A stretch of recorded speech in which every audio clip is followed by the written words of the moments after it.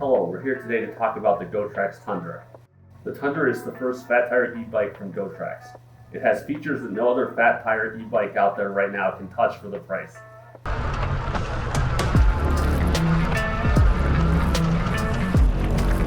The Tundra has a 750 watt rear hub motor, 48 volt 20 amp hour battery, hydraulic disc brakes, color LCD display, and a torque sensor for pedaling. It's got a top speed of 28 miles per hour with pedal assist.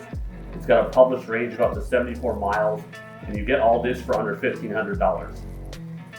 Some of you may have ridden or heard about the Aventure 2, which also has a torque sensor.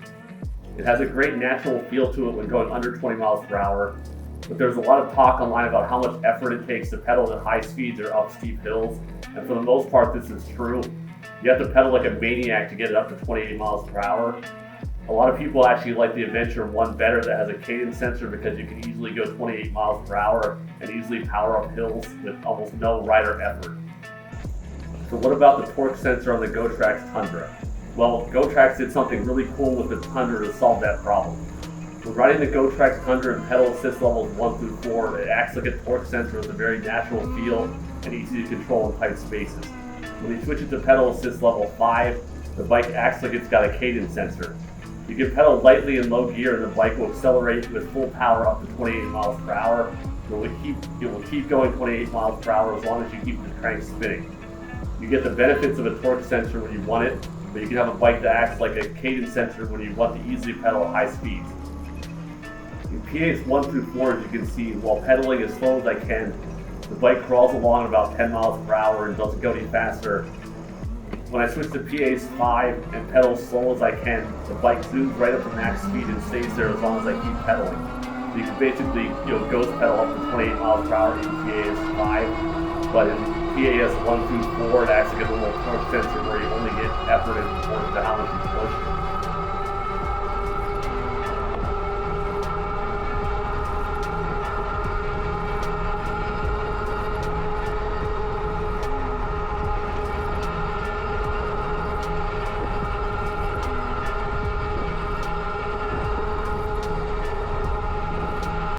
Let's go into riding the Tundra. I took the Tundra to our standard hill test to see how much power it really has. The hill is a half mile with some 10% grades. We do the test once with throttle and the second time with max pedal assist, and I used a 250-pound rider for the test. The Tundra took 1 minute and 54 seconds to go up the hill on throttle only. This is with a couple seconds of other similar bikes like the Aventure and the Heavyweight Zebra. Next we did the hill with maximum pedal assist. The Tundra took 1 minute and 32 seconds. This is the fastest bike we have tested on the hill with pedal assist. For reference, the Aventure 2 was 18 seconds slower.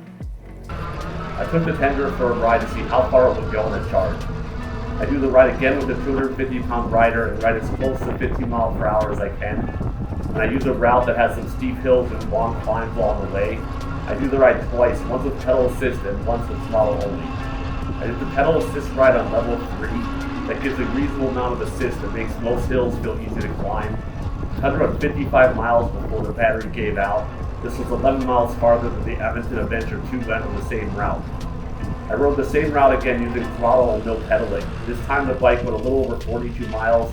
That was 7 miles farther than the Aventure went on the same route. Next we tested the speed of the bike.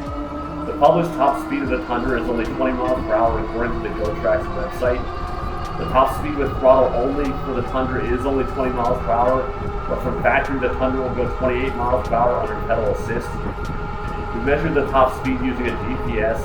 The Tundra top speed measured with the GPS was 26.4 miles per hour using pedal assist. Then I measured the speed using just the throttle. The top speed measured by GPS was 19.3 miles per hour. The Tundra display showed a little bit faster, but not much. So overall, it's fairly accurate with the speed of the display versus how fast you're actually going. I rode the Tundra a variety of places, including streets and off-road. On the street, the Tundra is a big SUV of an e-bike. It's comfortable and cushy to ride. It corners well and feels good up to its top speed. The Nut brand hydraulic brakes do a really good job of stopping it. They haven't started squealing or screeching after braking either, which is really good. Most brakes usually after the first 50 miles or so are screeching. The torque sensor gives very good control for off-road riding. I took the Tundra around a local mountain bike trail with some tight corners and short steep climbs. It's not as nimble as a traditional mountain bike, but it gets the job done. And the front suspension fork does a good job of taking the edge off of roots and rocks.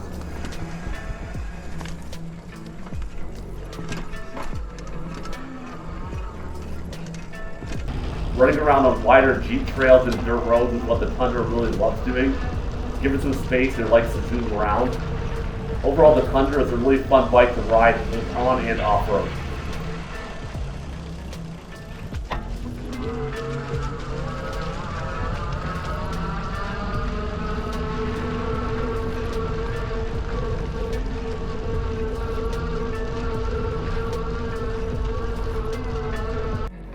Let's talk a little about the controls. The Tundra has a bright color LCD display that is easy to read in the dark and light.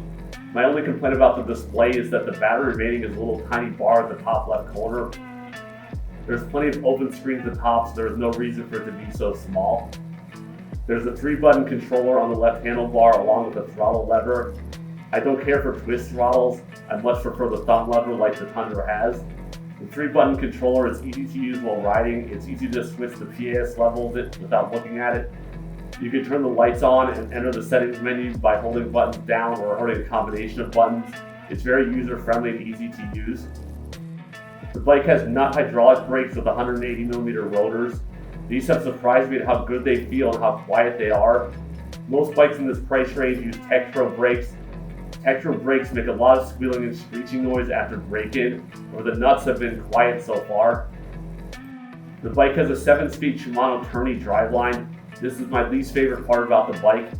The Tourney components are common on e-bikes because the pedal driveline is kind of secondary to the motor.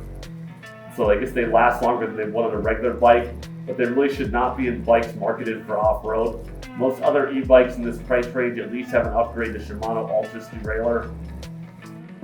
Let's talk about accessories. The Tundra comes with a front and rear light. It comes with a set of fenders. The fenders are metal and heavy duty feeling. The bike does not come with a front or rear rack. Most fat tire e-bikes at least come with a rear rack, but Gotrax does sell the racks for the Tundra if you want one for it. Overall, I'm really impressed by the Tundra. For under $1,500, it gives you a lot of performance for the price. No other bike in this price range gives you either a torque sensor or a 20-amp battery. The Tundra has both. The Tundra has the advantage also of a torque sensor that can activate a cadence sensor when you want to ride faster. The Tundra is a beast when it comes to climbing hills and riding fast, so if you want a great value fat tire e-bike, take a look at the Tundra. Thanks for watching. Please hit the like and subscribe if you found this helpful.